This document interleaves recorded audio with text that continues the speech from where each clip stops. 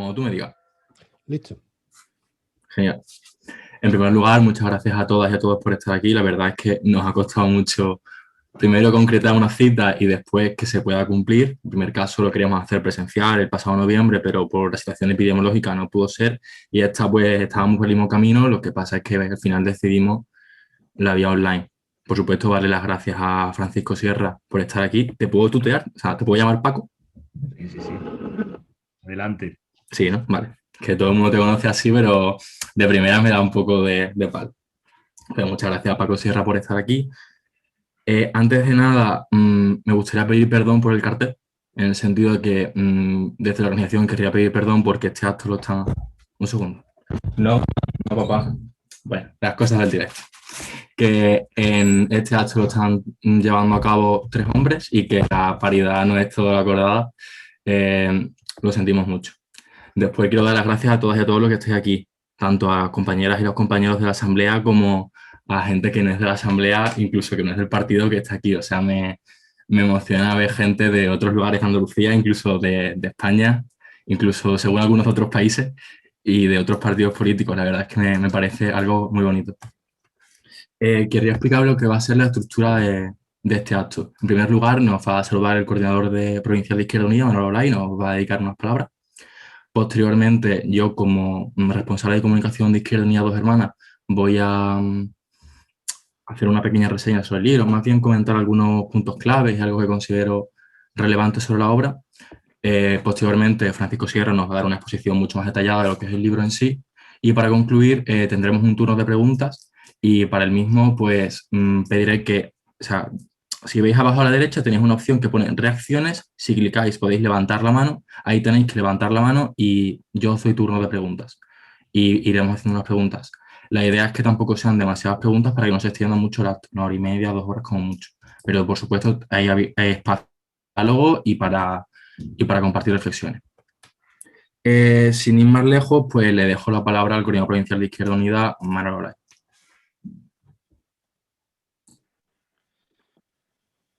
Muy bien, muchas gracias a compañeras y compañeros. A mí me gustaría darles las gracias porque es habitual que evidentemente soy miembro de la Asamblea del Local de Izquierda Unida Dos Hermanas, ¿no? Pero bueno, creo que en este caso es de agradecer porque además creo que cuando acudo a actos con Paco Sierra, que ya ha sido alguna ocasión, pues me resulta muy gratificante, ¿no? Por tanto, también agradecer a la Asamblea, muy especialmente también al compañero Manuel Tamajón, que anda por aquí, que no está, como diría un amigo mío, en la tablilla del evento, pero que creo que es parte fundamental del mismo y creo que Paco podría confirmarlo también, ¿no? Y evidentemente muy agradecido a Paco que es la segunda vez, si no me equivoco, que interactúa con la Asamblea en relativamente poco tiempo, ¿no? Hoy está un poquito lejos, que acabamos de hablar hace un momento que anda por Segovia, ¿no? En fin, siempre muy de agradecer este tipo de encuentros, ¿no? En los que pueda participar compañeros como él, ¿no? Yo cuando salió el libro y hablé con Paco para la presentación, evidentemente él no puso el menor reparo, ¿no? Que es algo que no hace, que habitualmente hace. Él no pone el reparo, le gusta participar en encuentros donde se puede socializar la comunicación, ¿no? Pero también me dijo una cosa que es muy suya y que además a mí me parece encantadora, ¿no? Que es que este tipo de actos son una excusa para conversar, para compartir ideas, ¿no? Evidentemente, como ha dicho antes Fernando, pues la idea inicial de estar codo con codo pues se ha ido al traste, ¿no? Entonces estamos curiosamente hoy utilizando una herramienta de comunicación que pone en evidencia que vamos a hablar de un tema fundamental para los tiempos en que vivimos. Yo creo que incluso esto se puede considerar una especie de jornada de formación sobre la sociedad de la información, sobre la cultura, desde un análisis evidentemente marxista, donde como ha venido aplicando Paco Sierra en sus trabajos, pues tiene una preponderancia, por ejemplo, la teoría del valor, ¿no?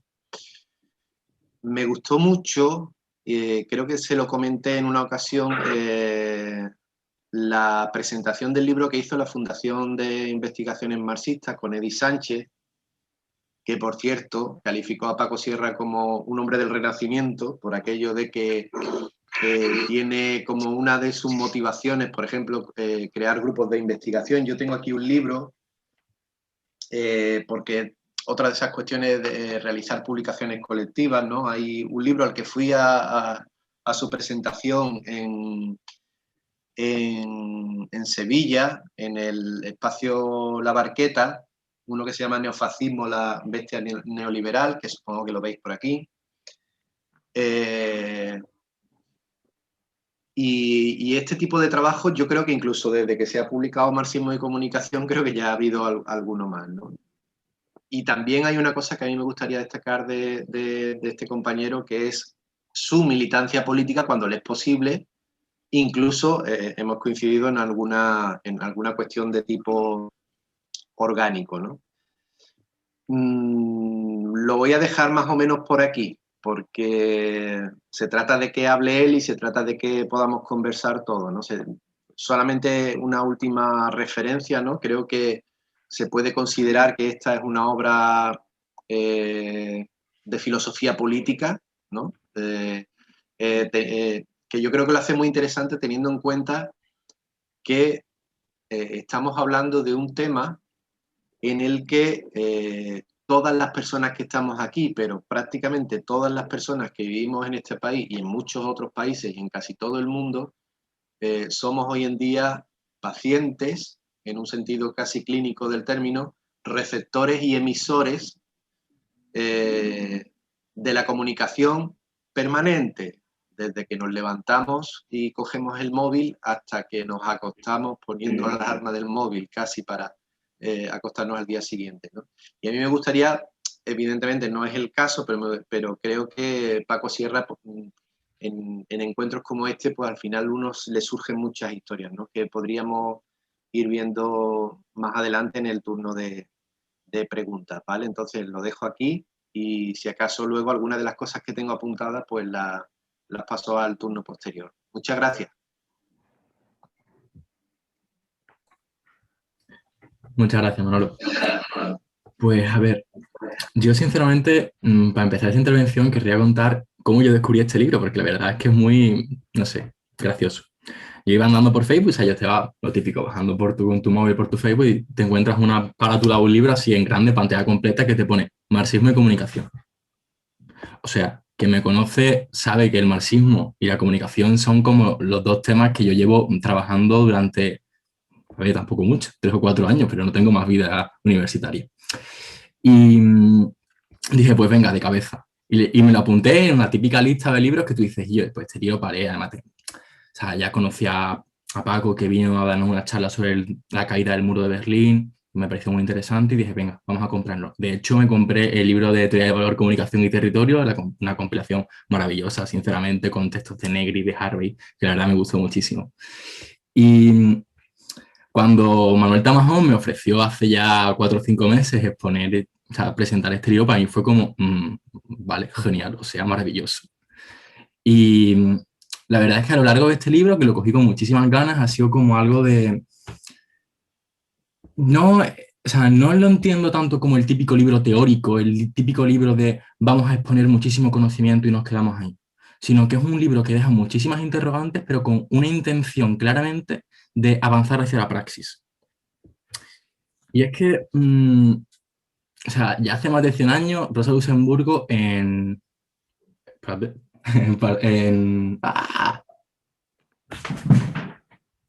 huelga de masas, partidos y sindicatos, perdona que se me ha ido el mismo, hace más de 100 años ya decía aquello que el programa del Partido Comunista ya estaba escrito. O sea, nosotros no estamos proponiendo cosas diametralmente distintas a lo que se proponía hace más de 100 años en Alemania. ¿Qué pasa? Sin embargo, creemos bastante claro que las formas de comunicar hace más de 100 años pues, están bastante desfasadas. Nosotros ya no producimos fanzines ni creemos en los culture crazy y tenemos cervecerías como el SPD. La verdad es que no es nuestro rollo, por desgracia. Y creo que este libro no define tanto el qué decir, el qué hacer, sino el cómo lo hacer. A mí este libro me parece una herramienta de debate, es una herramienta totalmente para una construcción del conocimiento colectivo, y creo que es un libro que hace empezar un proceso de trabajo que va a englobar a mucha más gente y que creo que puede conseguir una forma distinta de comunicar por parte de los que nos consideramos marxistas. El libro la verdad es que trata muchísimas cosas, habla de teatro, habla de la educación, la verdad es que me ha faltado un capítulo sobre Einstein, Pasolini y tal, sobre cine, pero creo que lo apuntas y que está por ahí para cosas pendientes.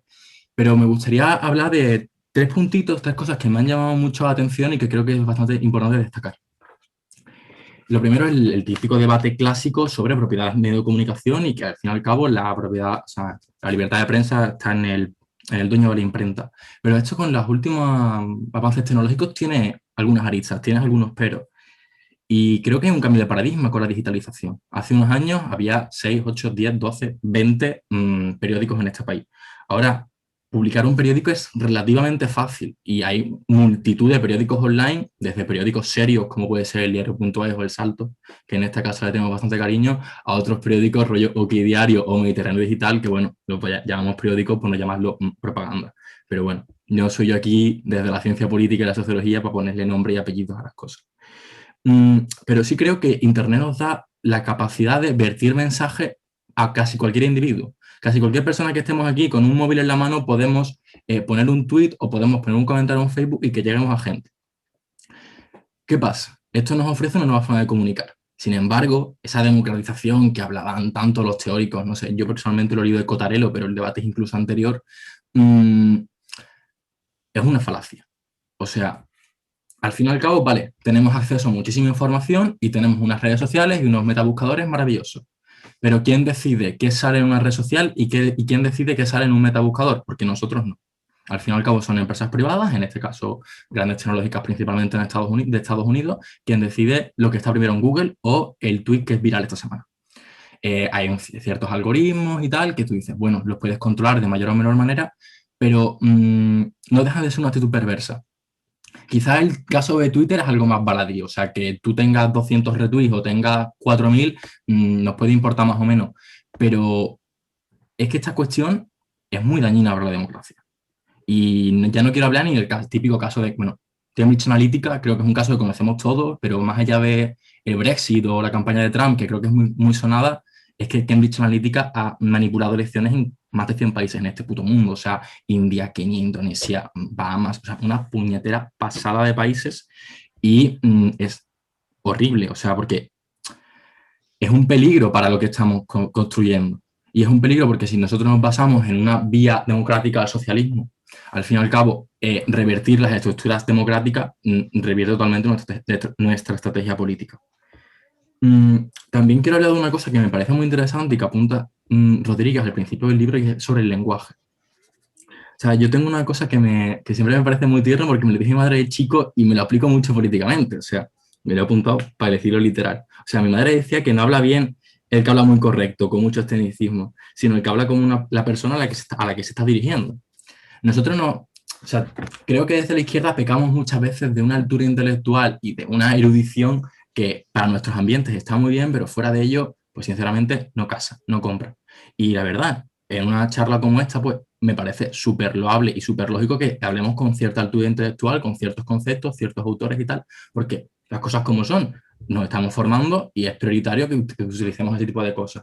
Pero tenemos que ser muy conscientes de que este tipo de herramientas no sirve para todo el mundo. O sea, por poner un ejemplo que lo trabajaba ayer en una asignatura de clase.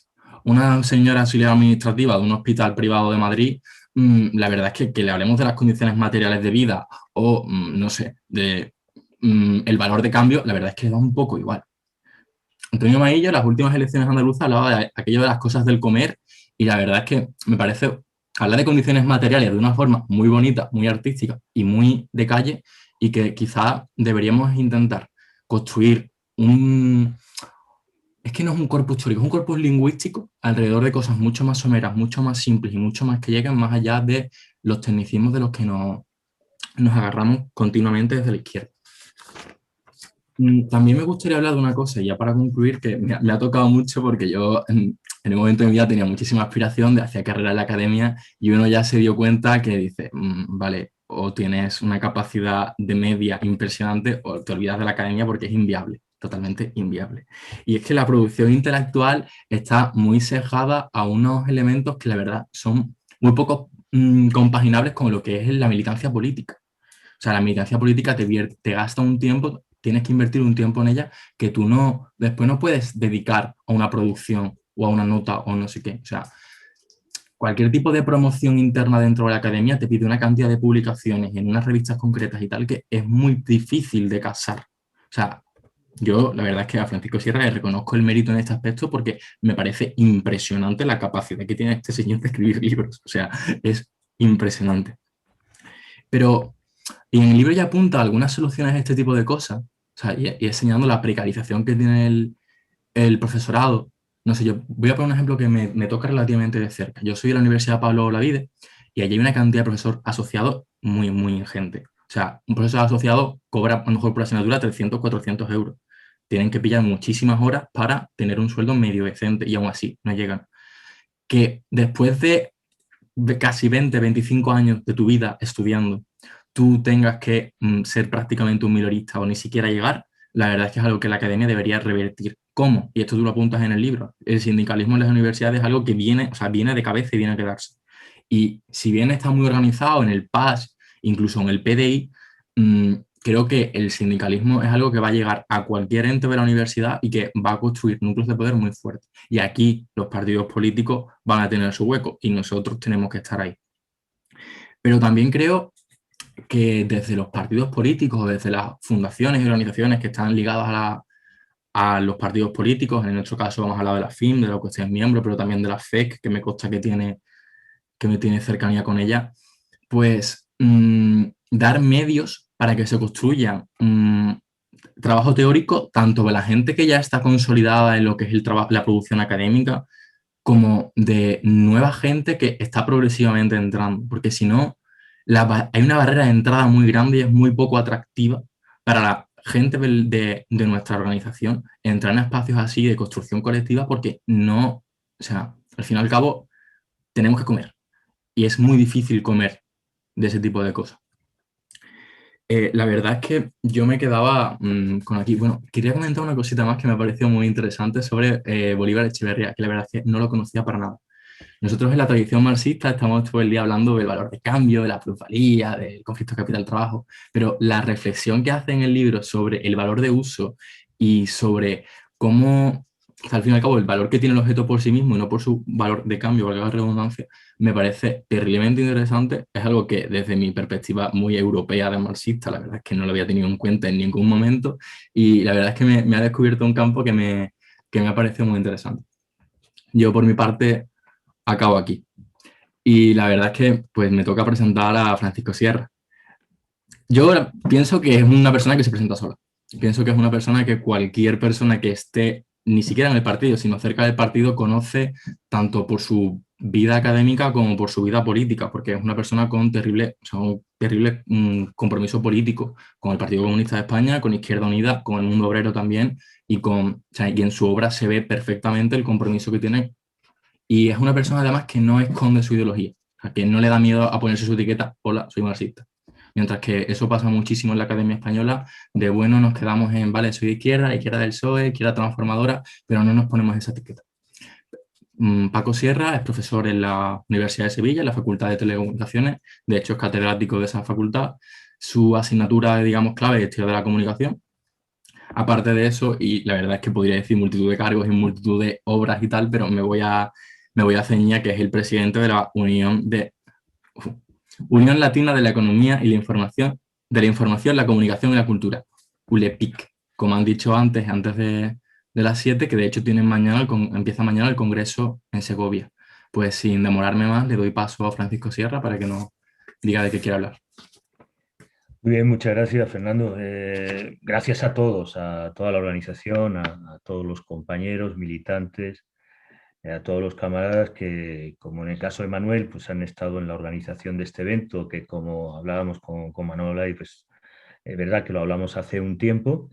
se ha ido postergando por la coyuntura que estamos atravesando, pero siempre es una buena ocasión compartir y pensar juntos. No voy a ocupar mucho tiempo en la lógica monólogo, porque estoy seguro que querrán plantear más un diálogo sobre temas de comunicación, pero sí apuntar varias cuestiones. Voy a empezar por lo anecdótico, porque a veces lo concreto y anecdótico tiene categoría para entender por qué la importancia de pensar la relación entre marxismo y comunicación. Hoy tenía una reunión de trabajo, una comida, con un catedrático de la Rey Juan Carlos, y me llamó la atención un tema que la verdad es que no soy consciente, pero ahora lo comentaba Fernando, así que lo voy a retomar. La pregunta es cómo un académico con esa producción, catedrático, con esa trayectoria, se señala, ¿no? Esta expresión muy popular que utilizaban nuestras abuelas y nuestros padres cuando íbamos al colegio: hijo, no te señales, ¿no? No te destaques, ¿no? Él me formulaba la pregunta, que era un poco rara avis, de que teniendo la trayectoria académica, cómo me señalaba, ¿no? Con esa militancia, con esa disputa gramsciana en el ámbito de la academia que siempre hemos desempeñado. Yo la verdad lo veo un poco natural, pero no lo vi cuando tuve que hacer el ejercicio de cátedra y empecé a pensar el recorrido intelectual de 30 años de trabajo de estudio como alguien de la clase obrera, de Leganés, de cinturón rojo industrial, de hijos de emigrantes granaínos, criado en un barrio obrero, hijos de obreros, pues termina accediendo por primera vez a la universidad, termina logrando becas y haciendo carrera académica. Se puede hacer, Fernando, carrera académica, independientemente del contexto, que no es nada propicio para ello, a pesar de lo que explico en el capítulo sobre capitalismo cognitivo, y termina catedrático. Yo en mi ejercicio hablé justamente sobre una ley que existe en educación por la selección de clases, que estudió entre otros Basil Bernstein, por lo cual los hijos de la clase obrera difícilmente acceden a la educación superior y mucho menos a ocupar cargos de prestigio académico o a hacer carrera académica. Igual que hay la variable género y otras variables de tipo racial, la de clase sigue operando, con distintos matices.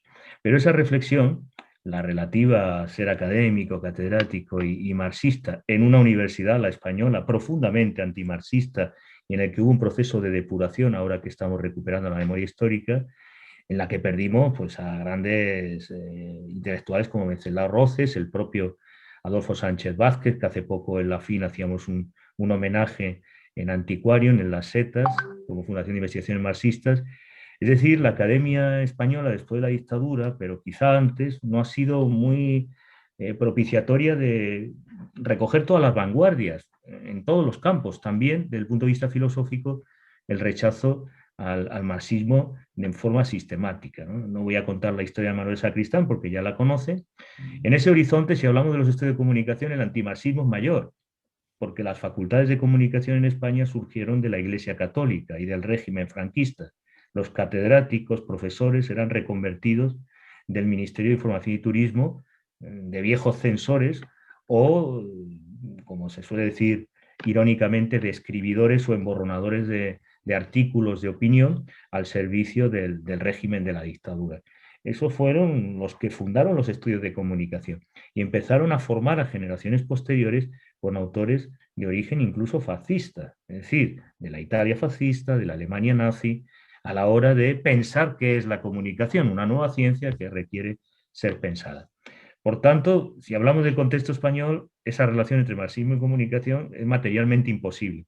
Si hablamos también de la tradición de la izquierda, ha habido poca teoría sobre la comunicación desde una perspectiva marxista, desde una perspectiva emancipadora. Así que en ese escenario, hace aproximadamente 10 años, me di a la tarea de empezar a sistematizar desde Marx a la Escuela de Frankfurt, a autores contemporáneos como Zizek, los aportes más relevantes para una teoría marxista de la comunicación. En ese proceso y al presentar el libro colectivo que planificamos con David Harvey, el de Teoría del Valor, pues Tomás Rodríguez, el editor de ACAL, me dijo: oiga, su libro Teoría del Valor me encantó, pero es que no hay nada sobre marxismo y comunicación. Y me encargó preparar este libro, que tiene dos partes muy diferenciadas, como habrán visto. Una primera parte es un poco recuperar las fuentes teóricas. Evidentemente, no solo falta Eisenstein, falta mucho que ha escrito Lenin sobre prensa, falta mucho de los aportes que ha desarrollado dentro de la Escuela de Frankfurt autores menos conocidos como Sigrid Krakauer, en fin, hay un baluarte. Pero la idea sería fundamentar una serie de conceptos clave y de ideas desde el origen del debate del marxismo, recordando que además Marx era un periodista y se ganaba la vida como periodista, y aunque despreciaba el oficio por lo que implicaba y por el tiempo que le quitaba de la elaboración de filosofía y de economía política, realmente gran parte de su construcción teórica se la debe al periodismo. Los artículos de coyuntura para New York Tribune le permitía procesar datos de diferentes partes del mundo para entender la lógica del capital. Y no podemos entender su filosofía sin ese trabajo periodístico.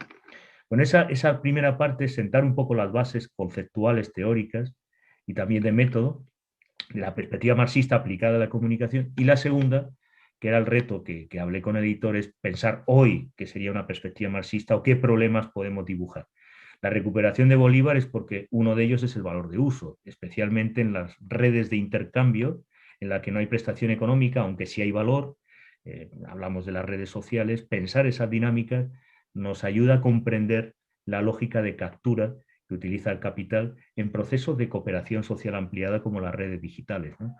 Y en ese ámbito, pensar también mucho de los retos. Hablaba antes Manolo de la sociedad de la información. Lógicamente, se trataba de discutir tres ejes fundamentales: capitalismo cognitivo, nueva etapa del desarrollo capitalista basada en la información y el conocimiento. Por eso discutimos el papel de los trabajadores intelectuales, de los profesores universitarios. Es el debate que tenemos ahora con las patentes, ¿no? Investigación científica, que se apropian grandes corporaciones con un ejército de reserva mal empleado, especialmente en países como España, que no ha tenido una sistemática política científica y, por tanto, de apoyo a los investigadores, ¿no? Entonces, el I+D, las políticas científicas, las biotecnologías, pero también las tecnologías digitales están confluyendo en un nuevo sistema de explotación que hay que estudiar. Podemos discutir si es válido o no este concepto que algunos neomarxistas aplican de capitalismo cognitivo, pero son problemas fundamentales.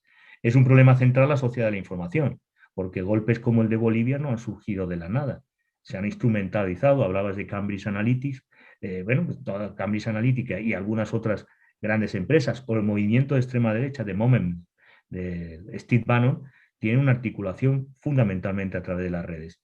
La promesa de la sociedad de la información era ir a una Alejandría electrónica, una suerte de democracia, renacimiento, ilustración, por la capacidad descentralizada que tienen todos los usuarios de acceder a información y conocimiento.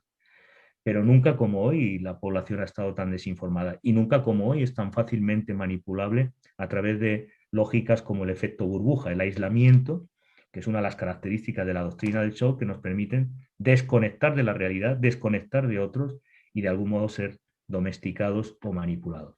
Y un tercer eje, que es pensar la cultura digital, es decir, hay nuevas prácticas culturales, hay nuevos procesos de producción vinculados a las nuevas tecnologías que la teoría marxista tiene que estudiar. Primero, rompiendo con el fetichismo, porque hay cierta teoría marxista, hablo del neomarxismo italiano, de Toni Negri, de algunos que tienden a dar una visión un poco idealizada de Internet.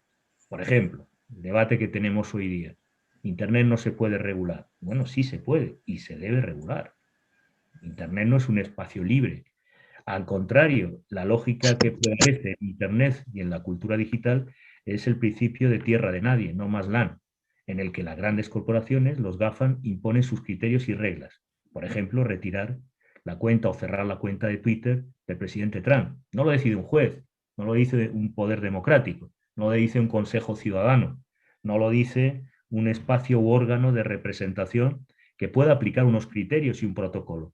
Lo decide directamente una corporación y sus accionistas, los propietarios de ese medio. Bueno, estamos en un nuevo horizonte en el que se cambian las culturas, los procesos de producción, y que de la perspectiva materialista tenemos que problematizar y dibujar nuevos escenarios.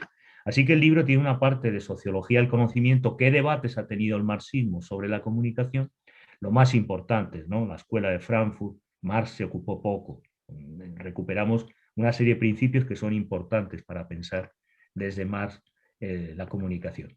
Pero sí hay escuelas como la de Frankfurt, que se han ocupado ampliamente, autores como el filósofo Althusser, que sí dedicaron bastante trabajo, y lógicamente filósofos como Gramsci, que influyeron en toda la nueva izquierda, que por primera vez desarrollaron comunicación alternativa, comunicación popular. Esos debates, en términos de sociología del conocimiento, de historia de las ideas, está reconstruido para aterrizar en nuestro presente y ver los problemas y contradicciones que estamos dibujando y en el que hay que desarrollar de algún modo un debate a profundidad, básicamente sobre redes sociales y la forma de captura de valor que implementan estas redes, los GAFAM, básicamente. Luego también hay que plantear los nuevos problemas que emergen, problemas que no existían antes, ¿no? Y que atentan al principio de soberanía, atentan a la propia capacidad de producción cultural de las culturas populares, de las culturas autóctonas, hay que plantearlo, como también hay que plantear nuevas políticas de comunicación. Todavía seguimos defendiendo la democratización de los medios públicos, Canal Sur, por ejemplo, pero no estamos atendiendo que en el frente digital está el campo estratégico de poder y no estamos diseñando políticas públicas. En mi universidad se ha privatizado la plataforma de formación. Teníamos Moodle, tenemos plataforma de código libre, tenemos capacidad, escuelas de informáticos para desarrollar productos y estamos comprando a Microsoft, estamos comprando a las grandes corporaciones de Estados Unidos. La tecnología tiene una historia. Este libro, como todo texto, tienen pretextos, tienen contextos, tienen procesos de construcción de conocimiento y en este caso, cuando hablamos de disputa del código, también las tecnologías presuponen no solo la descualificación de la fuerza de trabajo, sino también relaciones de poder asimétricas. Por ejemplo, la dependencia que tiene la Unión Europea respecto a Estados Unidos. Y no apuesta por Huawei, por la tecnología punta china, está apostando por el modelo estadounidense, igual que sucede en cuestión de armamento y otros sectores estratégicos, o en el caso concreto de las vacunas, podría hacer uso, como han hecho muchos países de América Latina, de la vacuna rusa, de Sputnik, y no estar disputando esta situación de dependencia de laboratorios que tienen sus intereses y que están especulando con las patentes. Bueno, esas nuevas políticas, problemas y perspectivas culturales son las que de algún modo se esbozan en la segunda parte del libro y que dan lugar a debates que podemos sostener a continuación. Solo señalar que, como toda tarea intelectual, aunque me quedé perplejo hoy en la comida con el comentario que hizo mi querido colega a propósito, sí he de decir que todo pensamiento se hace en colectivo, ¿no? Y que ese pensamiento lo venimos desarrollando, el debate sobre marxismo y comunicación, en el seno de ULEPIC, que es una asociación científica internacional que creamos en Sevilla, justamente en la facultad, para aglutinar el pensamiento marxista, el pensamiento crítico, el poco que había a nivel internacional, porque domina un pensamiento conservador, funcionalista. En el seno de ULEPIC venimos desarrollando una actividad y una nueva generación de jóvenes que de una perspectiva crítica están dando voz a otros procesos alternativos en materia de comunicación. Por supuesto, la sección de la que participo, que dirigimos el profesor Javier Moreno y servidor, en la sección de Comunicación y Cultura de la Fundación de Investigaciones Marxistas, que llevamos años discutiendo algunas cuestiones. Próximamente intentaremos hacer un proyecto colectivo de medios de comunicación y lucha de clases en España, concreto, con grupos mediáticos, poder, disputas en el frente sindical, en la lucha de las mujeres, en los procesos de constitución del Estado, en el Poder Judicial. Son temas que venimos desarrollando en la FIN.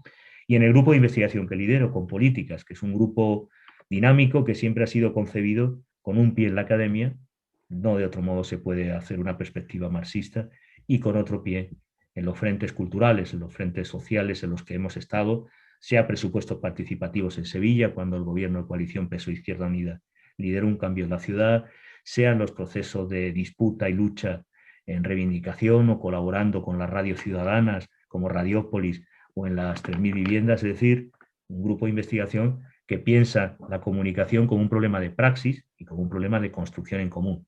De algún modo el libro va por esa línea temática, intentando construir las bases de una teoría crítica de la comunicación. Es un primer adelanto, porque, como digo, iniciamos hace 10 años, revisar toda la obra del marxismo en un estudio filológico, sociológico sobre los aportes teóricos en comunicación, lleva años, probablemente me cuesten otros 10 años, ya tenemos avanzado prácticamente los fundamentos y dará lugar a un gran ensayo, que es el que estamos trabajando, seguimos trabajando en ese ensayo, de comunicología a la praxis, de Marx hasta nuestros días, los autores que vienen trabajando en esa dirección.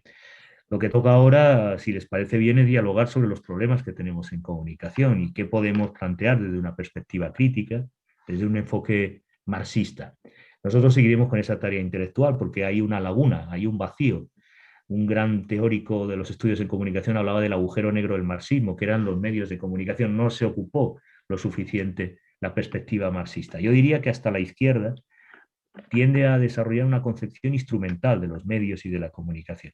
Básicamente cambiamos el mensaje y logramos transformar la realidad. Y a veces no es solo el mensaje, también en la forma, la narrativa, los procesos de relación que construimos. Hablabas tú del lenguaje, que es una de las aseveraciones de Juan Carlos Rodríguez, un gran teórico de la ideología, indicando, oiga, tenemos que hacer un nuevo lenguaje. En su momento el marxismo, y pensemos en la Revolución de Octubre, desarrolló un nuevo lenguaje y procesos complejos se resumían en eslóganes y en expresiones sencillas, ¿no? Bueno, nos toca ahora en un escenario sobreinformado, complejo, como el que vivimos en la era de las redes digitales, elaborar otro pensamiento en la línea materialista y un nuevo lenguaje para describir estos procesos, muchos de los cuales son inéditos y complejísimos, ¿no? Y que en parte tenemos siempre gigantes del pensamiento como Armand Matelar que han venido elaborando esa perspectiva marxista. Por cierto, a pesar de que la Universidad Española es profundamente antimarxista, estamos en un buen momento, por lo menos en los estudios de comunicación. Aparte de este libro, nosotros editamos los 2 volúmenes en CIESPAL de Comunicación y Lucha de Clases, traducido del inglés, que recopila todos los textos clásicos de los autores marxistas y todos los documentos de los movimientos obreros emancipadores de colonizadores a lo largo y ancho del planeta. Dentro de poco, el siglo XXI editará los prólogos a esos 2 volúmenes que elaboró Armand Matelar y dentro de poco también, dentro de ULEPIC, editamos un volumen de teoría y metodología de la economía política, es decir, el enfoque de cómo analizar el poder de la información en nuestros días. Y ese volumen, que será publicado aproximadamente en primavera, pues será un aporte más a tener herramientas teóricas y método, por lo menos en la academia, que no existía, para un análisis crítico materialista del poder informativo. E intentar abrir agenda. El libro tiene una intencionalidad clara. Hablaba Fernando de la praxis. Bueno, queremos con el libro abrir este tipo de debates. Evidentemente es un texto académico, es un ensayo de filosofía política, de crítica teórica a la comunicación, pero la idea es que con este libro podamos abrir espacios en agrupaciones, movimientos sociales, asambleas, para pensar la comunicación de una perspectiva emancipadora. Ese es un objetivo práctico y ese es el cometido también de convocarnos a una sesión como la de hoy. No hablar tanto del libro o de mi libro, como hablar de los problemas que tenemos en la comunicación contemporánea desde una perspectiva crítica. Lo dejo ahí, si os parece, y abrimos el diálogo, que siempre es más productivo que los monólogos, ¿no? Pues genial, muchísimas gracias, Francisco. Si alguien quiere empezar con alguna pregunta, ya, o sea, repito el procedimiento. Tienen que darle a reacciones, si te sale levantar la manita. Bueno, ya la ha levantado Fran. Mira, Fran, ponte Fran Parejo, no te pongas Fran García, que sufro. Tienes la palabra. Es que mi padre sigue existiendo. No es mi problema. El pobre es el gran olvidado siempre. Pero bueno, primero agradeceros esta presentación, esta exposición de todo de este tema, que yo creo que es un tema que a día de hoy ocupa mucho espacio en cualquier debate o en cualquier tertulia en nuestro día a día. Como dijo antes Manolo, la comunicación es algo que hacemos durante todo el día, desde que nos levantamos hasta que incluso ponemos alarma en el móvil, porque ya se ven pocos relojes de mesita de noche. Entonces, hoy precisamente en el Parlamento Europeo se ha abierto un debate sobre el control de las redes sociales, la intoxicación en redes sociales o la contaminación que existe actualmente en redes sociales choca directamente con el derecho a la información que toda ciudadana y ciudadano debe tener a día de, y más en estos días, que el acceso a la información debería ser mucho más sencilla de lo que ha sido siempre a través de un periódico o la televisión. Ahora mismo tenemos un acceso a la información en cualquier momento e incluso se da la paradoja de que aquellos de las discusiones de bares se han acabado, porque ya nadie puede discutir, porque rápidamente busca la información que sea en el móvil y ya no existen discusiones.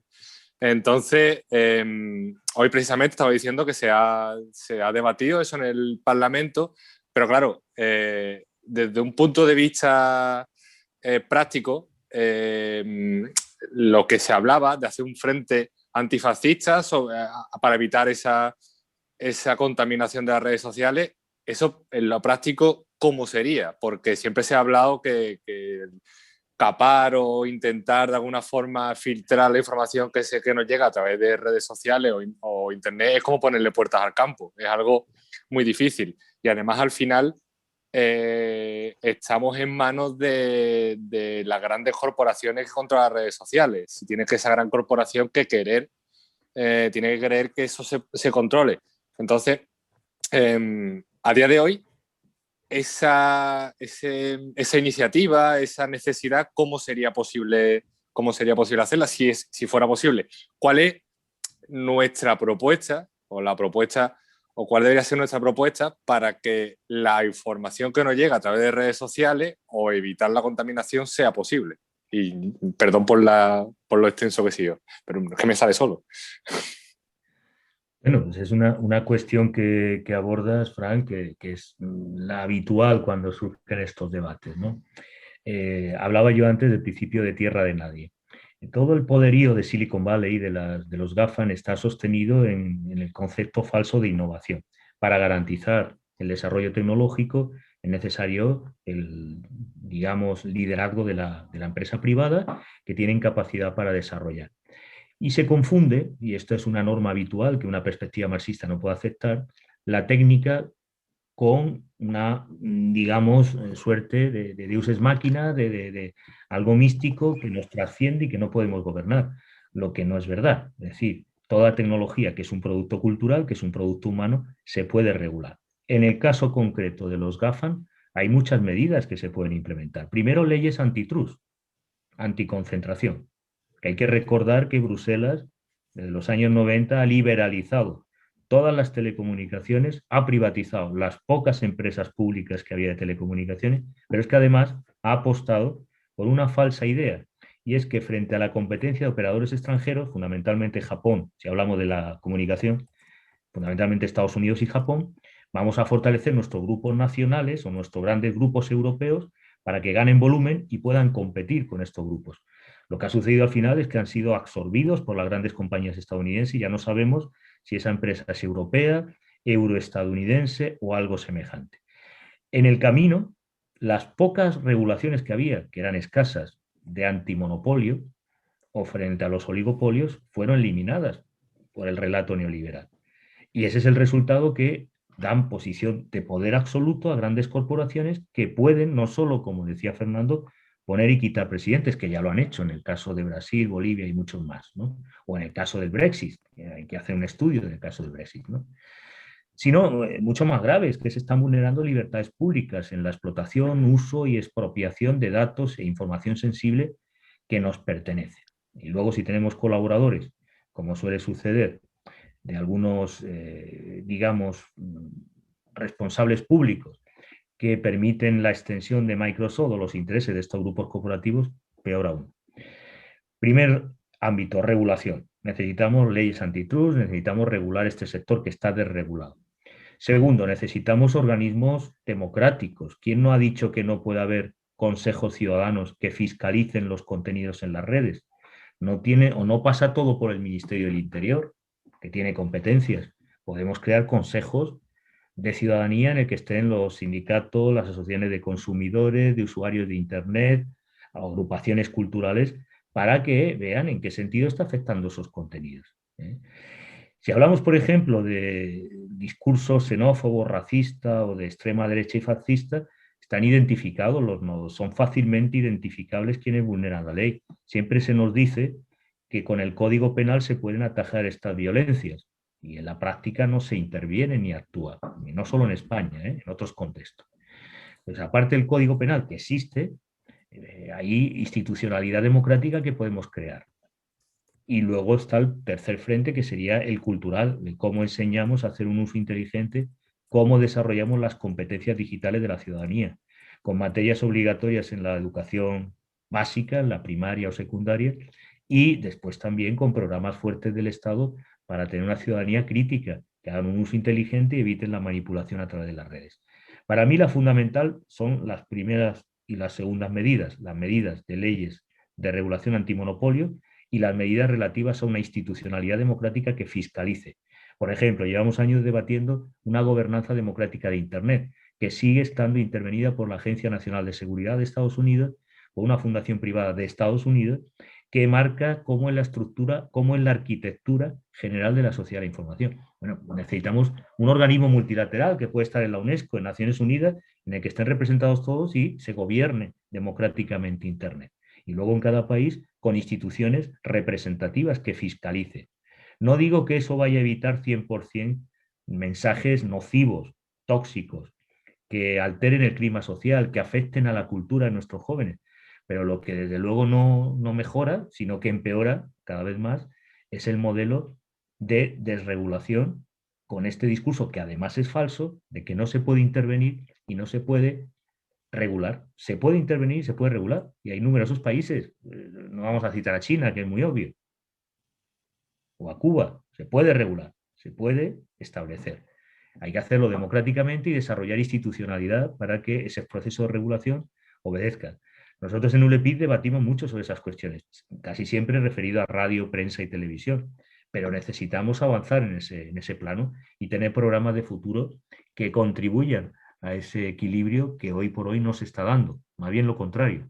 Estamos asistiendo a un proceso de depauperización del nivel intelectual, cultural de nuestros jóvenes y del contenido que circula en las redes, que básicamente, como saben, contribuye a la ludopatía, a la pornografía, incluso a usos y contenidos delictivos. No solo me estoy refiriendo a los clásicos engaños tipo phishing, sino otro tipo de prácticas ilegales que proliferan en las redes. Bueno, pues hasta ahora los gobiernos, los estados, se quejan, han puesto el acento, que es importante sin duda, en la tasa Google, la dimensión impositiva, pero fíjense, claro, es que esto ya conecta las redes. Esta es una hipótesis materialista, marxista. Las redes de información, las primeras imprentas y periódicos, estaban vinculados siempre, los avis italianos, a redes de comercio. Ustedes hacen un mapa del ciberespacio y van a ver que los nodos están concentrados donde hay una gran densidad comercial o donde hay lavado de dinero tipo Suiza o el Caribe, las Islas Caimán. Es decir, en lugares estratégicos la densidad de nodos y de flujos de información y de capital es estratégica. No regular Internet es una condición para no entrar en la opacidad de intercambio de tráfico de armas, de drogas, de otros negocios fraudulentos y, lógicamente, de la opacidad del capital que no tributa. La tasa Google es un debate, es un pequeño punto, es un debate marginal, no es el más importante. Más importante es el control del código y el poder de estructura de organización del sistema mundial de comunicación, que por supuesto Estados Unidos no quiere ni hablar. Hizo una campaña en la UNESCO para derrotar el único intento en la historia de la comunicación internacional, que fue el informe McBride. Y lograron arrinconar a la UNESCO, desprestigiar la UNESCO y proscribir en los documentos oficiales el informe McBride, un solo mundo, voces múltiples. Pues esta pequeña fórmula, queremos un solo mundo, conectado, articulado en red, pero con voces múltiples, no que hablen solo los amigos de Trump y los de Silicon Valley y de Wall Street. Queremos tener poder de decisión y eso pasa por la regulación. Empezando por leyes antitrust, porque es lo que tenemos hoy día. Incluso Estados Unidos ha empezado a abrir en el Congreso un expediente y proceso por el nivel de concentración intensísimo que tiene Google. Incluso Estados Unidos. Pareciera que los que somos dependientes, como la Unión Europea, debiéramos avanzar hace tiempo en esa dirección, no solo con tasas impositivas para que tributen y financiar nuestra industria cultural, sino para lograr soberanía tecnológica y soberanía informativa, que van aparejadas. Genial. Pues Manuel, ¿quieres incluir algo más o quieres abrir algo nuevo? Cuéntanos. Bueno, yo voy a ir a apuntar algo nuevo. En verdad son dos preguntas diferentes, pero que van en la misma línea, ¿vale?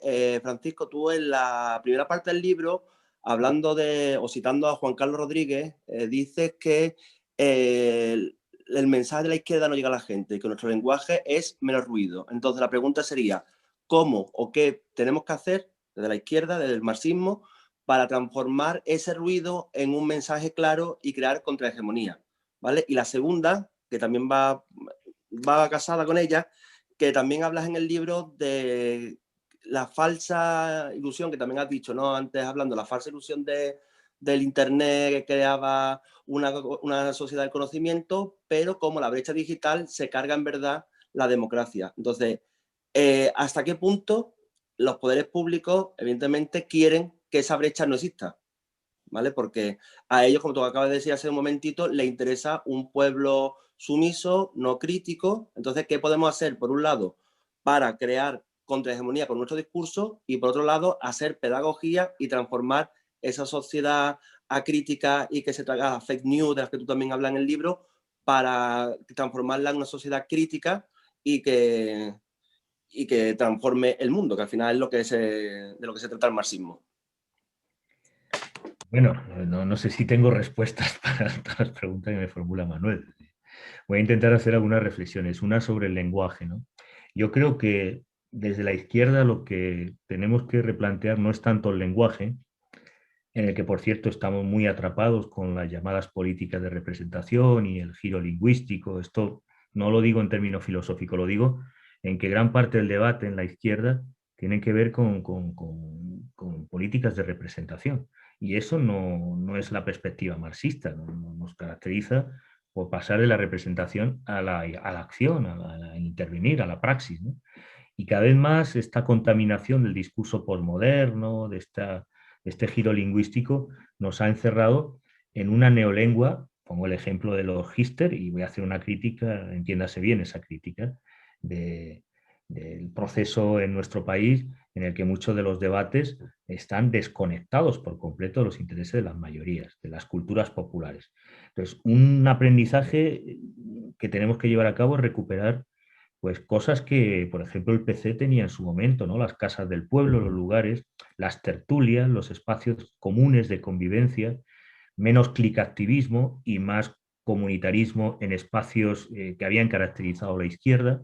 El tiempo que estemos en las redes, ahora por necesidad de la pandemia, pero son tiempos en los que no estamos construyendo lo común, en el sentido de espacio, lenguaje y construcción. El lenguaje no se puede definir a partir de un ensayo o una interpretación intelectual, es lo que emerge a partir de las prácticas mancomunadas. Y estamos perdiendo esas prácticas mancomunadas y estamos asumiendo una suerte de, no sé si llamarlo, de nominalismo, de este discurso del giro lingüístico, de este posmodernismo que lo estamos desarrollando acríticamente y que tiene que ver mucho con esa cultura elitista y clasista. Yo la critico y lo personifico en la cultura Gister, pero muchas de las militancias que emergen hoy día están muy vinculadas a esa sensibilidad y a esa cultura. Entienden poco la cultura popular, escuchan poco activamente a las gentes de abajo y se impone al final un elitismo intelectual que no construye nada. Yo creo que más que lenguajes en muchos casos es construir espacios en común, que siempre hemos construido. Nosotros, por ejemplo, ahora creamos el Ateneo Republicano de Andalucía y uno de los objetivos es tener una sede, un lugar en cada ciudad donde la gente se encuentre, y ahí se encuentran las diferentes sensibilidades dentro de la izquierda y del movimiento republicano. Construir espacios en común o recuperar espacios que son característicos de nuestra cultura andaluza, como la tertulia bien entendida, no la tertulia mediática, pues es una garantía para construir un nuevo lenguaje y lo común, ¿no?, a este respecto. Sobre las políticas, aquí hay una paradoja que nosotros hemos estudiado en Sociedad de la Información. Casi todos los gobiernos han desarrollado políticas para superar la brecha digital, pero es verdad que la brecha crece, porque el acento no habría que ponerlo quizá tanto en la tecnología, que ha sido un justificativo, pongo el caso de la Comunidad de Madrid, con Esperanza Aguirre, para endeudar el sistema público, importar tecnologías de grandes compañías como Microsoft y los intermediarios que se beneficiaron de esa operación de política pública. Y claro, ya la brecha tecnológica no debe existir, porque si todos los centros educativos tienen pizarra electrónica, tienen conexión a Internet y se ha socializado, no hay brecha digital. Pero lo que nadie cuestiona o lo que nadie atiende es que lo que ha crecido son las brechas cognitivas. Es decir, yo puedo tener conexión, pero el gran peligro que tiene ciertas políticas, y la izquierda ha incurrido en ello, es modernizar, por ejemplo, el sistema educativo conectando con las tecnologías. No se ha planteado cómo se organiza el ecosistema educativo o cómo se organizan con los actores, cómo superamos las brechas cognitivas, es decir, qué hacer con la tecnología. Si básicamente concentramos las políticas públicas en la tecnología, estamos coartando todo lo esencial, que es el contexto, la estructura de clases, los problemas de competencias, el reto cultural que implica apropiarse de manera activa de esas nuevas tecnologías. Así que las políticas, cuanto más invierten en superar la brecha digital, esta crece más, porque no abordan la cuestión, que es la estructura de clases, el contexto, los procesos de apropiación y las brechas cognitivas. A un profesor, sucede en la mayoría de países, que no se le tome en cuenta y se le adapta a una tecnología avanzada, pues esto ya se ha estudiado hace muchos años. Hay una teoría norteamericana que fue con la que vendieron los satélites de telecomunicaciones, la llamada teoría de difusión de innovaciones, que es lo que hoy se está implantando con Silicon Valley y el discurso de emprendedorismo y de desarrollo de nuevas tecnologías creativas. Toda la economía creativa, la economía naranja, está sustentada en esa tesis, que es innovación más tecnología más capital igual a desarrollo. Simplemente necesitamos una innovación que con tecnología y capital logramos salir de la pobreza. Esto se aplicó por la UNESCO desde Estados Unidos y sus asesores en comunicación, con las telecomunicaciones, las teleaulas y todo lo que hoy conocemos, ¿no? Y hoy vuelve de nuevo con el discurso del emprendedorismo. Simplemente invertir capital, capital semilla, para desarrollar la capacidad innovadora de la gente. Y lo que generamos es mayor desigualdad, pobreza y dependencia. Y no se discute el poder tecnológico que está detrás. Bueno, las brechas cognitivas tienen que ver con esa variable cultural que va más allá de la tecnología en sí. Y creo que por eso las brechas tecnológicas, las brechas digitales siguen aumentando, pese a que todos los gobiernos, insisto, invierten, compran tecnología y modernizan. Hablo de la educación porque es quizá el tema más sensible, pero en fin, ahí también tenemos en Andalucía la red Guadalinfo, ¿no? Que era una apuesta por software libre hasta que el hijo de Felipe González decidió que mejor Microsoft, que deja la tasa de beneficio mejor para los intermediarios. Y se fue al traste con el PSOE ese proyecto, que era ilusionante, como lo fue también en Extremadura. Entonces, políticas hay, pero no abordan lo esencial, que es el proceso de transformación activa de apropiación de la tecnología por la gente a partir de sus competencias y de sus capacidades. Implicaría esta otra política mucho más construida desde abajo que simplemente con la conectividad. Todos los que defienden el derecho de acceso, y hemos comprado ese discurso, el reto de la sociedad de información es la accesibilidad, el acceso universal. Es un concepto que Al Gore, el vicepresidente de Estados Unidos, que diseñó la sociedad de la información, lo introdujo, y entonces ya no hablamos de derechos culturales ni derechos políticos, hablamos de derecho a acceso, que es que tú puedas pagarte y conectarte a Internet y que tengas fibra en tu casa, pagada por ti, básicamente. Ya no hablamos de un sujeto de derecho, sino de un consumidor. Pues a partir de ahí las brechas se van avanzando y se profundizan más de lo que sería deseable, ¿no? Vale, ahora es el turno de Carlos Aguilar, cuéntanos. Sí, bien, gracias. Saludos desde Perú. Muy atenta a la exposición, muy interesante. Yo quisiera preguntar sobre un libro, bueno, y entiendo que tú debes conocerlo, que se llama Periodismo y lucha de clases, de Camilo Taufik, ¿no? Claro. Y yo quisiera preguntar en el sentido de su vigencia, ¿no? O sea, ¿cuánto de vigencia tiene hoy en día, por ejemplo, enseñar en las universidades, retomar algunos aspectos de lo que planteaba en su momento Camilo Taufik, tomando en cuenta que el libro fue escrito en otro contexto histórico, estaba la Guerra Fría de por medio, y bueno, también tomando en cuenta de que cayó el muro de Berlín, ha habido cambios en el mundo. ¿Cuánto de vigencia tiene hoy en día Camilo Taufik en su aporte que tiene en el libro Periodismo y lucha de clases, ¿no? Entiendo que ustedes han hecho un trabajo de comunicación y lucha de clases, ¿no? ¿Cuánto se puede recoger de ello hoy en día y cuánto incluso, sin exagerar, podríamos descartar quizás hoy en día, ¿no? Descartar mucho de lo que fue el libro de Camilo Taufik. Eso simplemente, y bueno, esperar pronto quizás presentar tu libro también en Perú, ¿no? Que definitivamente va a generar mucho interés en la comunidad académica que estamos cerca a las ideas de izquierda. Gracias. Bueno, el aporte de Camilo Taufik y todo lo que se vivió en el proceso de Chile fue muy importante. El propio trabajo de Armand Matelar no sería comprensible y su lectura marxista sin la experiencia del gobierno de Salvador Allende, ¿no? Y en la U de Chile se sigue trabajando, en la Universidad de Chile se sigue trabajando con el texto de Camilo Taufik de Periodismo Lucha de Clases. Evidentemente está situado en un contexto que se puede recuperar y se debe recuperar. Yo hablaba antes de la profunda vocación antimarxista que hay en la Universidad Española, pero también en América Latina el neoliberalismo no pasó en balde, no solo en Chile, en todos los países, ¿no? En el caso de Chile fue, como sucedió en España con la dictadura franquista, una eliminación de todo el pensamiento crítico marxista. Lo hay, ¿no? Está ahí mi colega Santa Cruz en la U de Chile, hay un grupo de colegas, Claudio Salinas y compañía, en la U de Chile, en el Instituto de Comunicación e Imagen, que están recuperando ese legado, actualizando esa lectura marxista, pero ya no solo para el periodismo, también para el cine y el documental, ¿no? Pensando una agenda materialista en comunicación, una perspectiva crítica que recupere ese legado. Y hay algo que a mí me gusta, que es una expresión más bonita todavía que el título del libro de Camilo Taufik, que es periodismo militante, ¿no?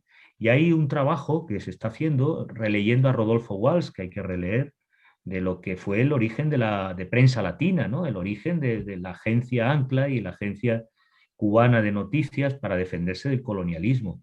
Y ahí Rodolfo Walsh, de algún modo, reflexionó sobre la necesidad de hacer periodismo militante.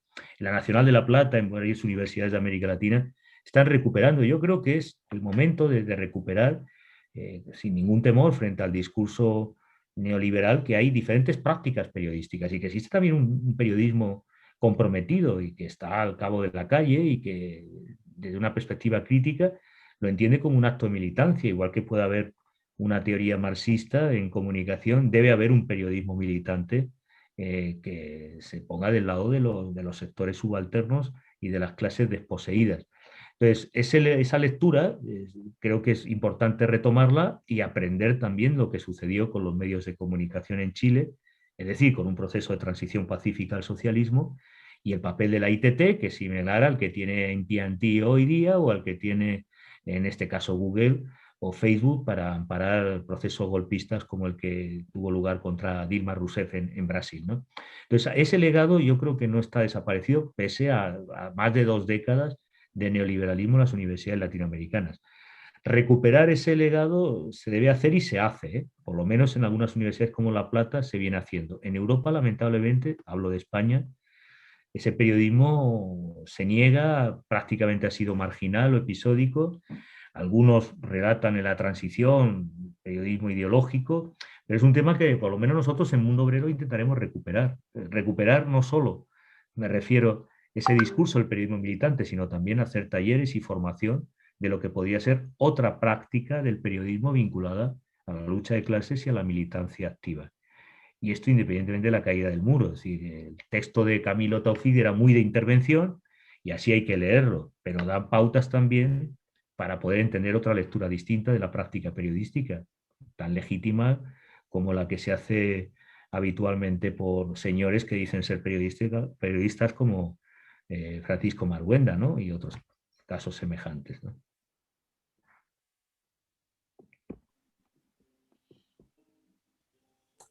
Hay que desmutearse, Paula. Es tu momento, Manolo. Bien. Bueno, yo creo que todas las personas que participamos en este evento, evidentemente, y además ya lo estamos hablando, ¿no? Somos conscientes del papel que tienen los medios de comunicación como fuerza de choque del sistema, ¿no? En el libro hay una cita de Thompson que habla de que los estudiosos de la dominación ideológica pues, piensan que la comunicación de masa es un nuevo mecanismo de control social, ¿no? Donde, como estamos viendo, y si lo decía Thompson, ahora ya ni hablamos, ¿no? Se pueden propagar las ideas de los grupos dominantes y manipular y controlar la conciencia de la gente que está más abajo, ¿no? Y que evidentemente ahora con las nuevas tecnologías pues es mucho más evidente, ¿no?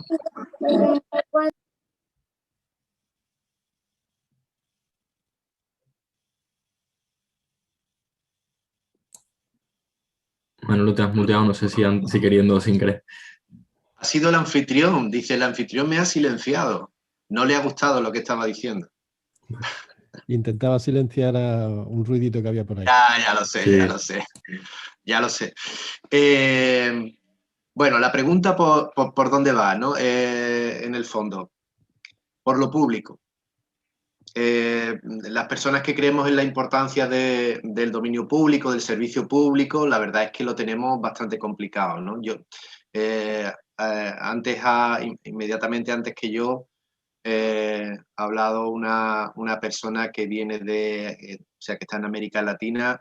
En la entrevista cuando se presentó lo que comentaba antes del libro, la presentación de la FIN, tú hablabas de Brasil o de México con controladores mediáticos ingentes como el Grupo Globo o Televisa, ¿no? El intento del País aquí de ser el periódico del régimen del 78, ¿no? O lo que ha hecho, o la labor tan maravillosa que hizo Urdaci en televisión española, ¿no? O el tema de Telemadrid, Canal Nou, los oligopolios. Mi pregunta va en este sentido, ¿no? El papel de lo público en un momento actual en el que tenemos canales para todo, pero tenemos menos diversidad que nunca, y la pérdida de peso de los medios públicos es brutal, ¿no? Y creo que ese análisis, para quienes defendemos lo público, la verdad es que lo tenemos complicado, ¿no? Por ahí va un poco la cuestión. ¿Qué piensas tú sobre este respecto, ¿no? Muy complicado. Hemos tenido que crear una plataforma en defensa de Canal Sur por el recorte que ha promovido Vox y el gobierno de la derecha, pero es intenso. Por ejemplo, todos piensan que La Sexta es un canal progresista y lo que no sabe quiénes son los propietarios, pero no solo quiénes son los propietarios, sino que han empezado ya a través de Neutral a hacer una campaña sobre lo que nos cuestan los medios públicos. Pues bien, los medios públicos en España son los peor financiados de toda Europa, son los que menos recursos tienen, y dentro de ellos, si hablamos de Canal Sur, el que menos financiación tiene en proporción a territorio, población y, digamos, nivel de producción que tiene que atender. Desde la reforma de la ley de Zapatero hubo una serie de recortes y medidas, no solo el retiro de la publicidad para Radio Televisión Española, sino para favorecer al duopolio televisivo, con la esperanza, como siempre, de que en las campañas electorales pues sean más o menos benignos con el partido en el poder. Bueno, esa es una mala política porque hay tres sistemas de comunicación en el mundo: el japonés, el estadounidense, que es de base local, y el europeo. El europeo siempre ha sido estatal y es el que ha regulado los medios de radiotelevisión como servicio público esencial. Esa doctrina jurídica, que es la que nos distingue como sistema de comunicación, ha sido dilapidada fundamentalmente por Bruselas. Bruselas, a través de comisarios como Mario Monti, empleado de Berlusconi, empezó a hablar de interés general. ¿Recuerdan con cascos el debate sobre el fútbol e interés general? Bueno, esos debates venía a decir que, hombre, esto de que la televisión y la radio sea un servicio público esencial es de interés general. O sea, puede haber medios públicos, incluso se puede explotar de manera privada, pero lo que se trata es de destruir o de eliminar un adversario para los grupos privados. En las últimas reformas en España se ha perdido en cuanto a cuota de influencia, de rating, en torno al 20%, es decir, ya la presencia de los medios públicos es marginal. Y la estocada final es la de externalización. Hay un proceso, yo estos días publicaré un texto en el grupo Yoli sobre el futuro de los medios públicos, en el que justamente la ley que se está tramitando en el Parlamento sería ya la estocada, porque autoriza incluso la externalización y la explotación de servicios informativos, como sucede ahora en estos momentos en el Canal Sur, con la productora Secuoya y con el programa de Teodoro León Gros. Bueno, pues eso lo hacen normalmente los servicios informativos, no se externaliza. La ley que viene por delante no solo liberaliza la publicidad, no solo permite esa externalización, sino que va a permitir que los medios públicos, nosotros lo tenemos protegido por estatuto, puedan ser explotados privadamente, como se ha planteado antes también para los hospitales. Si los sectores públicos que quedaban todavía, como la educación, como la salud o como la comunicación, se tratan de privatizar por todos los medios, bien con la gestión o externalizando y terciarizando servicios. Y en esa situación estamos. Por eso, cuando hablaba de los GAFA, defender el dominio público es estratégico, porque ahí no jugamos todos, es el dominio de ámbito. Tenemos varios problemas. Muchas generaciones jóvenes, educadas en el neoliberalismo, con un hálito de la aureola del libertarismo, defienden posiciones neoliberales. Cuando hablan de los comunes, rechazan el papel del Estado, es decir, el sistema público o la regulación pública. Y esto se da cada vez más en colectivos que defienden Internet no debe ser regulado, el Estado no debe intervenir, desde posiciones libertarias, pero que terminan defendiendo las mismas tesis neoliberales. Entonces, digamos, el descrédito del Estado y de lo público y del propio servicio público es el que nos dificulta, en este caso en la comunicación, defender, incluso teniendo una tradición en Europa, a diferencia de Estados Unidos, claramente el servicio público. Es el modelo ABC, de la RAI, de la RPT portuguesa, de la nuestra, Radio Televisión Española. Bueno, ese modelo está siendo atacado, pero está siendo atacado desde Bruselas y a través de los duopolios que tenemos aquí de manera interesada. Así que prepárense para la campaña que ha empezado ya con Neutral, indicando cuánto nos cuesta. O recuerden la crisis del 2008, que prefieren un quirófano o una estación de televisión. Un quirófano, ¿no? La salud antes que la televisión. Pero esa no es la dicotomía, porque después también se va a privatizar el quirófano, ¿no? Ese es el problema de fondo. Entonces tenemos que defenderlo. Nosotros hemos creado una plataforma en la que está todo el sector, por primera vez en Andalucía, ha habido una plataforma que está todo el sector profesional, sin exclusión. Todo el sector cultural, directores, productoras de cine. Estamos invitando y han participado desde Facua, todas las organizaciones de la sociedad civil. Y vamos a intentar movilizarnos por la dificultad que tenemos, ¿no? Ya tenemos prevista una cita con el director de Canal Sur, con el director general, Mellado, para denunciar la manipulación y el deterioro del sistema público, ¿no? Pero hay que defenderlo y hay que educar a las generaciones que la comunicación no es algo libre de consumo sin más, es un servicio esencial. Si no hubiera Canal Sur, la información local no existiría, hay muchos servicios y contenidos, ¿no? Y programas de tipo cultural que hoy disfrutamos no son posibles en los medios privados, nunca lo van a ser, nunca lo fueron, ¿no? De algún modo. Así que sí que es un momento difícil para defenderlo porque los ataques desde Bruselas han sido muy duros y llevan desde finales de los 80 con ese discurso. Y han logrado avanzar mucho. Incluso la percepción de que esto de la comunicación es un tema de consumo y uno se suscribe a Netflix o se suscribe a HBO y consume lo que le apetece. Pero no, es mucho más que eso. En juego está la democracia, ¿no? Y la libertad informativa. Pues Sandy, cuéntanos, ¿qué nos quieres decir? A ver si puede, que está ahí peleando con los auriculares, no nos escucha, ahora sí nos escucha, ahora sí. Venga, Sandy. Perdona, que tenía un imprevisto de última hora justo cuando iba a hablar.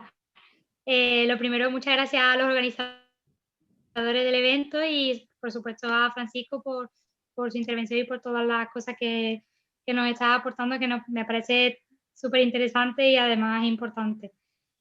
Y bueno, yo no me quería ir tampoco mucho del tema, pero sí es verdad que tiene una duda de, como sé que usted es profesional de los estudios universitarios de comunicación, desde el plan Bolonia, desde el grado universitario, quisieron introducir medidas específicas con perspectiva de género en los estudios universitarios, a modo de asignaturas o a modo de introducir la perspectiva de género general. Y le quería preguntar si usted ha visto algún tipo de cambio desde el comienzo del plan Bolonia hasta el día de hoy en esa introducción de medidas, si de verdad ha habido algún tipo de avance en lo que es el feminismo dentro de los medios de comunicación y bueno, todo lo que usted pueda aportar dentro de su experiencia, si ha habido algún cambio. Muchas gracias. Muchísimos cambios, ¿no? Yo organicé con políticas, con el grupo de investigación, hice el primer seminario sobre teoría feminista y comunicación que dio lugar a un libro que coordinaron dos profesoras, Alicia Reigada y María José Sánchez Leiva. Lo puedes encontrar sobre teoría feminista, comunicación y crítica. Eso fue el resultado de un seminario, reuní a las pocas investigadoras que había en España, que había muy pocas, ¿no? Había 4 o 5 investigando desde esta perspectiva crítica, ¿no? La reunimos en Sevilla y sacamos el libro.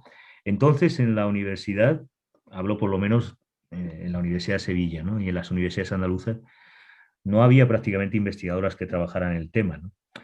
No sé si por fruto de la política del gobierno de Rodríguez Zapatero, pero lo cierto es que sí empezó a darse prioridad en política científica y empezó a haber proyectos de I+D sobre la representación de género.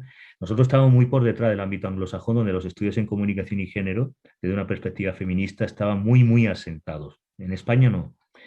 Ha sido muy tardío. Pero hoy día, por ejemplo, nosotros tenemos en el máster de investigación en comunicación y cultura hay una materia específica de estudios de comunicación y género.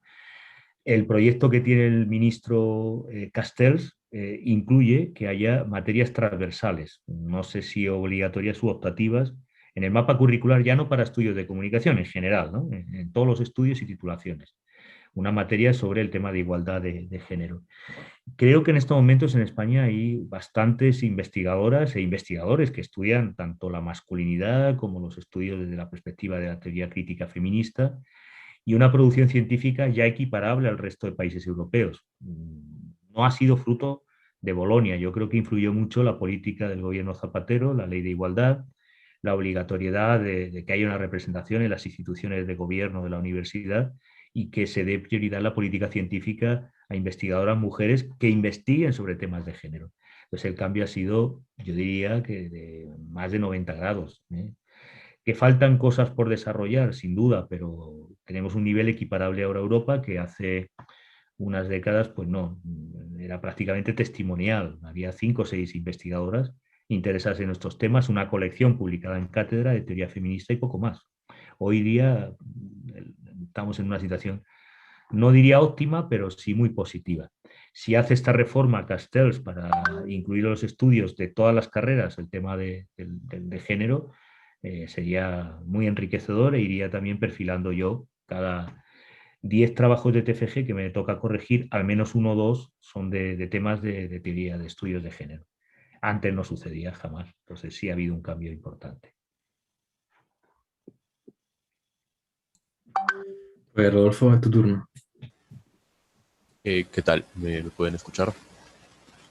¿Qué tal? Un gusto poder conversar con ustedes desde el otro lado del charco. Soy estudiante de periodismo de Arequipa, Perú. Yo quería hacerles una pregunta al tema relacionado con el periodismo militante, el periodismo de izquierda, sobre todo a 2 medios que de alguna forma se toman referencia como de izquierda o cercanos a la izquierda, que podría ser el Público o el Diario.es, ¿no? Que efectivamente no son ni El Mundo ni OK Diario, ¿no? Sobre todo en relación al tratamiento de la información sobre el caso Villarejo o las declaraciones de Bárcenas sobre la Caja B, y sobre todo el proceso que tiene Pablo Hasél por injurias a la corona y una posible prisión. Y quisiera preguntarles si ustedes identifican a estos 2 medios que les mencioné al principio, Público y el Diario.es, como medios de izquierda, ¿no? Sobre todo desde el cambio que ha habido con Unidas Podemos e Izquierda Unida en formar una coalición con el PSOE. Muchas gracias. Bueno, desde luego no estamos hablando de 2 medios de lo que antes denominábamos periodismo militante. El problema que tenemos en España es que la calidad del periodismo es tan malo, tan bajo, tan de pésima calidad, vulnerando ya no el código deontológico profesional que obliga a los periodistas, sino incluso el código penal. Si actuara la justicia de verdad, muchos de los periodistas que aparecen en la tertulia, los ha citado algunos de OK Diario, pero incluso también de periódicos como El Mundo, deberían estar sancionados, y en otros países incluso no podrían ejercer la profesión. Hablo de Portugal o de Francia, países limítrofes.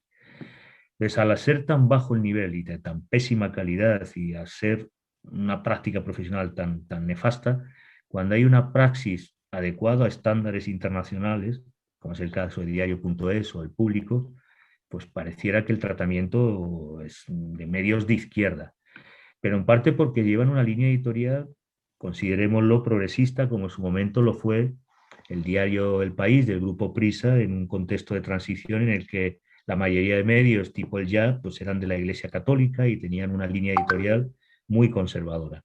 Entonces yo diría que el tratamiento de estos medios se sale de la norma habitual del periodismo hoy día, en el que incluiría, no puedo comparar el diario El País con el OK Diario, pero el diario País, hay que recordar que con Antonio Caño directamente insultó a líderes del PSOE, insultó a líderes de la izquierda, que tuvo un tratamiento con un lenguaje y un procedimiento que vulnera ya no el código deontológico del periodismo, vulnera a su propio libro de estilo, el propio libro de estilo que tiene El País.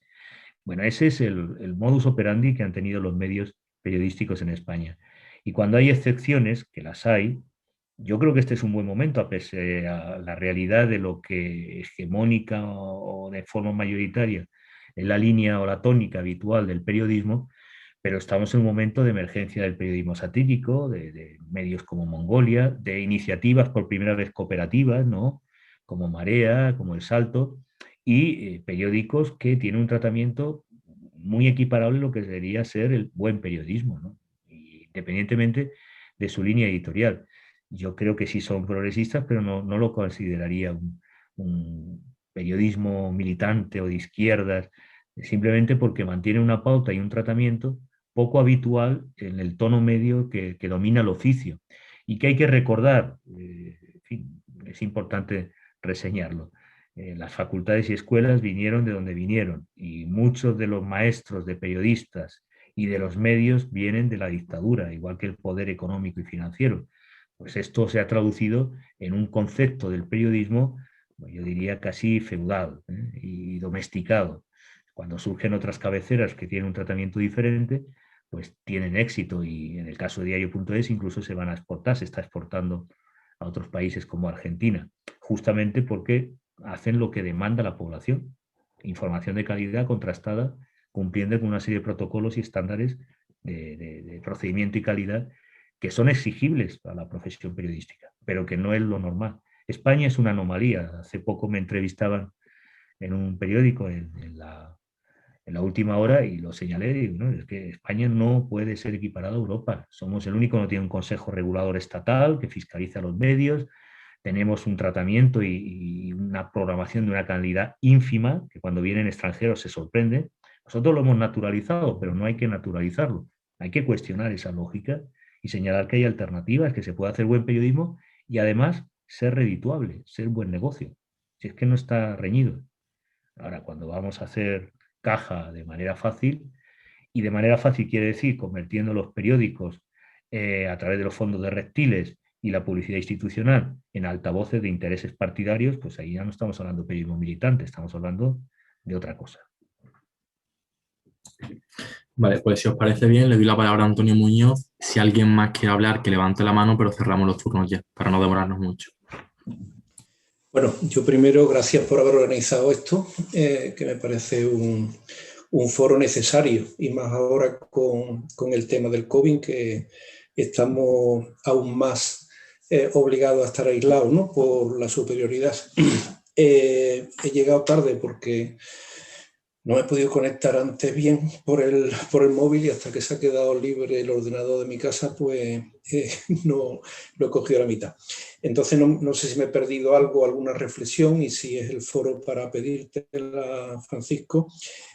Una reflexión sobre la incomunicación en el marco de la izquierda, que nos comunicamos a través de grupos de WhatsApp, a través de boletines, a través de cosas, ¿no?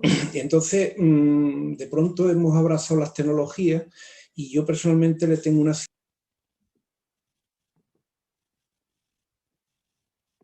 De forma voluntaria o involuntaria te has muteado.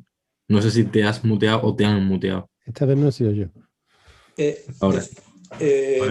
Decía que me he salido de varios grupos de WhatsApp, de mi cofradía, de mi sensibilidad social, de mi militancia, porque pienso que es un modo incorrecto de comunicarse, ¿no? Al final te has perdido una reunión o te has perdido una idea, pero joder, si lo dijo Manolito el miércoles en el WhatsApp, no lo leíste.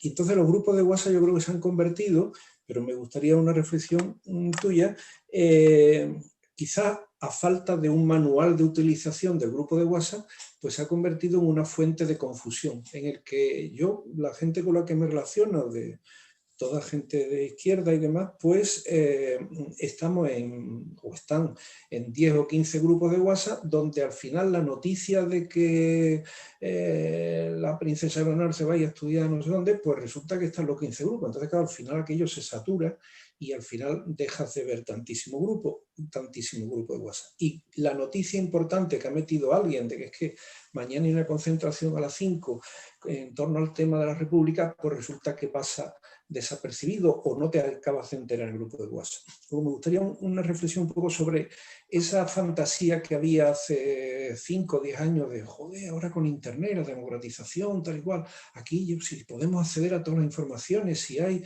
fíjate qué web, que puedes acceder a todos los textos marxistas, te conectas no sé dónde y tienes allí desde Rosa Luxemburgo hasta Francisco Sierra, ¿no? Entonces, una reflexión sobre eso, si pudieras concretar algo. Y después, alguna recomendación o alguna experiencia que pudieras dejarnos aquí, digamos, de consejo o reflexión histórica, datos que puedas tener desde el punto de vista del campo científico de la comunicación, sobre cuando estamos militando en un campo. Yo durante un tiempo en Comisión Obrera de Sevilla, 40.000 afiliados, miles de conflictos, y donde he estado viviendo huelgas que no conocía nadie. Huelgas tan importantes como la ayuda a domicilio, por ejemplo, en la ciudad de Sevilla, que las trabajadoras se paralizaron porque tenían unas condiciones terribles, llevaban meses, y no aparecía esa noticia prácticamente en ningún lado. Y tú le decías a alguien del PCO, dije, oye, la huelga, sí, hay una huelga, joder, pues no me he enterado. Y era una huelga que era importantísima, no porque yo estuviera en esa huelga, sino porque era un dato objetivo, ¿no? Había miles de trabajadoras, había miles de viejos, ancianos y tal, y ancianas que no estaban siendo atendidos, etc. Y nadie se enteraba. Por no hablar ya, y ahora ya termino, en la batalla que estoy ahora ya jubilado y abandonado el tema de comisiones, que es la batalla del Sáhara, donde hablas con alguien de la izquierda, que es pro-saharaui, por supuesto, que le parece perfecto, y le dice, oye, ¿te has enterado de que se ha roto el alto fuego? Que Marruecos, joder, en fin, ha roto el alto fuego. Gente de izquierda, ¿no? Gente que lee los periódicos y no lo sabe. Obviamente no porque sea un desastre de personas, sino porque ¿quién ha informado sobre el alto el fuego roto por Marruecos únicamente? ¿Quién ha hablado del Elgueraz? ¿Quién está hablando de la represión en las cárceles marroquíes? Segundo muteo. No, te has cortado. No. Ahora sí. Entonces, la reflexión, y termino, es cómo hacer, digamos, para la gente de base, que estamos en una pelea, la que sea, yo en el Sáhara, pero otros estarán en, yo qué sé, en Izquierda Unida de Dos Hermanas, cómo vender lo que se está haciendo, ¿no? Allí en Dos Hermanas. ¿Qué experiencias hay, ¿no? Nosotros hemos empezado modestamente un boletín de noticias. A mí el término newspaper no me gusta, me parece que un boletín de noticias me parece que es una buena traducción. Pero no sé, a lo mejor hay otras mejores, alguna otra experiencia que tú pudieras dejar. Perdón si me he extendido. Muy bien. No, gracias, Antonio. Un placer verte. Estamos en el barrio, pero a veces no nos encontramos rara vez. Podemos ver virtualmente. Bueno, son dos reflexiones que están relacionadas, ¿no? Yo últimamente estoy escribiendo mucho sobre el tiempo informativo, ¿no? Una de las conclusiones más evidentes es que las nuevas tecnologías han acelerado nuestra experiencia, ¿no?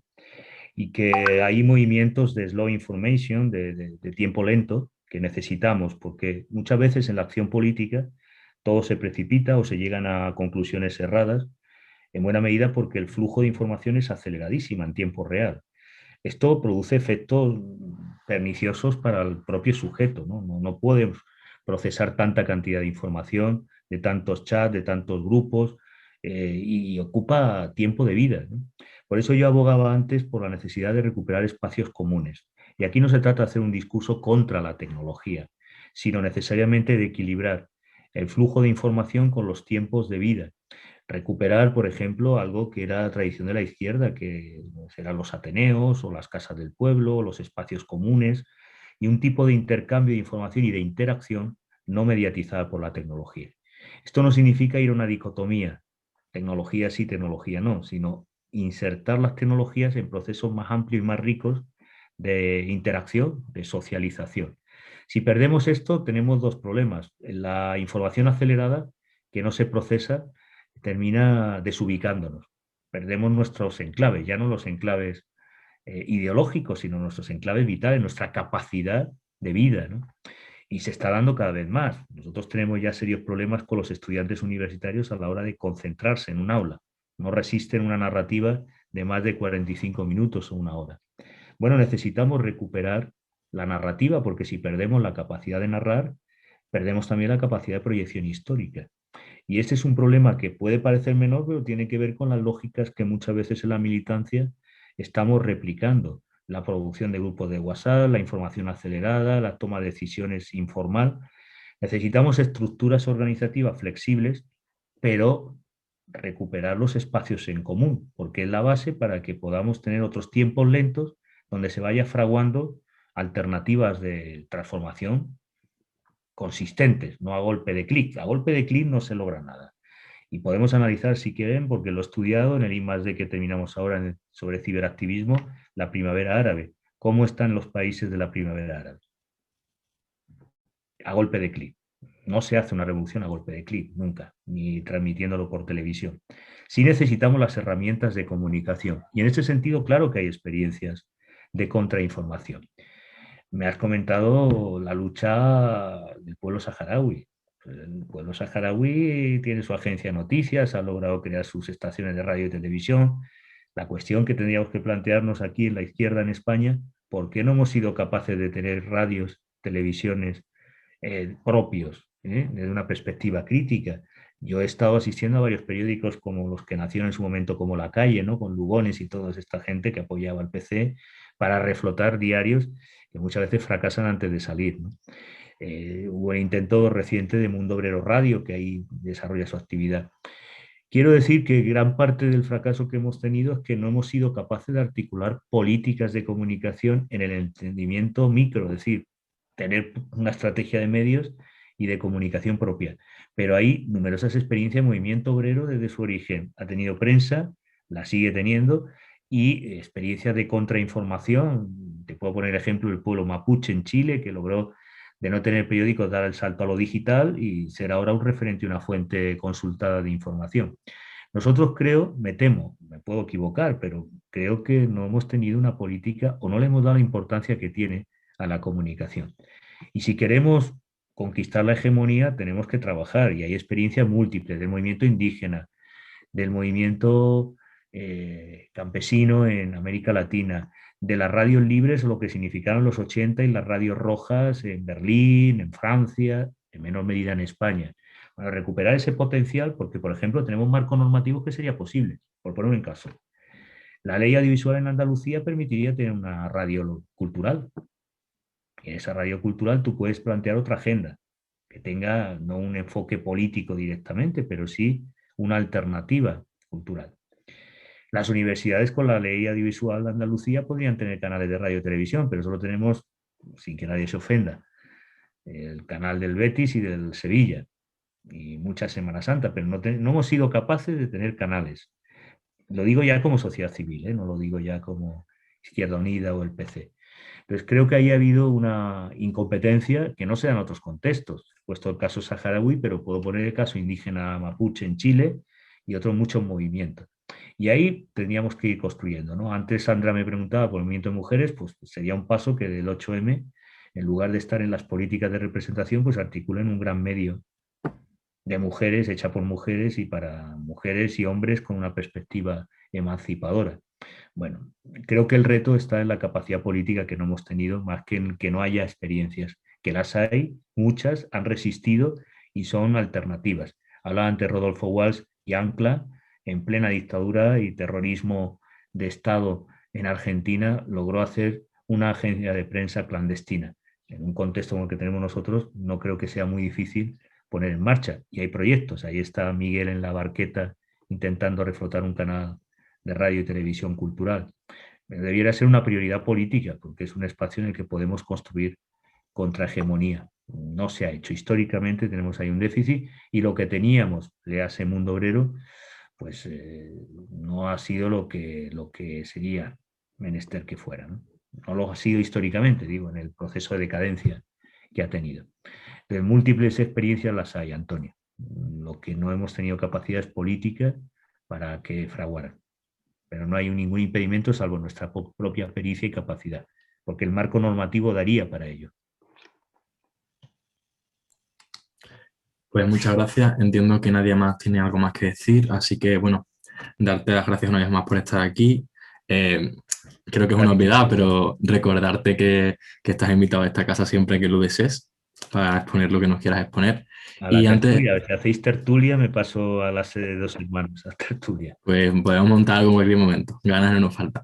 Y antes de cerrar, pues me gustaría recordar que el próximo 20 de febrero, en la Sala Antiquarium, en la Seta, hay precisamente una presentación de un libro de Vázquez Montalbán, en la que participa Paco Sierra, a las 12 de la mañana, el día 20, en las Setas. Por si alguien quiere acercarse por allí, aprovechar la poca presencialidad que pueda haber, pues un acto presencial que tenemos, y disfrutar de ese momento. Y ahí, Antonio, le preguntas al director de Mundo Obrero por qué no construir una alternativa. A ver qué dice. Meden es pionero que estuvo en Radio Televisión Española, es un compañero con una larga trayectoria en prensa, en radio y televisión, y en fin, son debates. El libro de Vázquez Montalbán tiene algunos elementos de reflexión sobre el papel ideológico de Radio Televisión Española que sería aplicable al caso de Canal Sur en estos momentos. Pues también quiero dar las gracias a todas y a todos por estar aquí. Espero que haya sido enriquecedora y que la tarde os haya sido de provecho. Y poco más que deciros. Muchas gracias y nos vemos pronto en próximas actividades que haremos en Izquierda Unida Dos Hermanas. Un saludo. Gracias, un abrazo, Paco. Gracias. Adiós, muchas gracias. Saludos y gracias, Paco.